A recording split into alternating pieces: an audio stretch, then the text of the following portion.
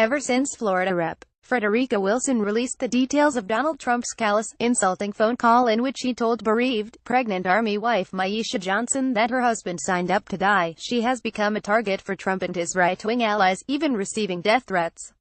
Fox News in particular has savaged Wilson. Tomi Lahren dismissed her as crazy, despite the fact that Johnson's mother backed up Wilson's account of Trump's call. Sean Hannity, meanwhile, called Wilson vicious and sick.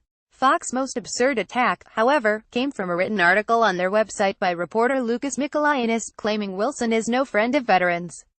Wilson's voting record on veterans issues may call into question the sincerity of her recent defense of U.S. service members and their families, Mikolaianis writes. However, if you actually follow his link, you find a laughably cherry-picked list of bills.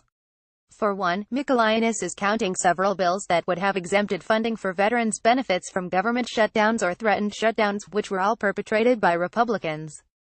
Those bills would not have been necessary if Republican lawmakers had not refused to fund the government on schedule. Also on the list are several iterations of Republican VA whistleblower bills that would have completely eliminated civil service protections, and a bill that would have allowed veterans deemed mentally incompetent to buy firearms. By contrast, Mikolaianis overlooks all the bills to actually help veterans that Wilson supported. She voted for the bill to reform the VA at the height of the waiting list scandal.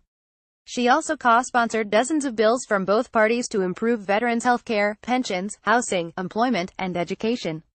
Among the bills she co-sponsored were the Voices for Veterans Act, the Reducing Barriers for Veterans Education Act, the Disabled Veterans Tax Termination Act, the Help Hire Our Heroes Act, the Education Benefit Fairness Act, the Veterans Mental Health Accessibility Act, the Shelter Our Service Members Act, the Veterans Pension Protections Act, and the Military Family Leave Act.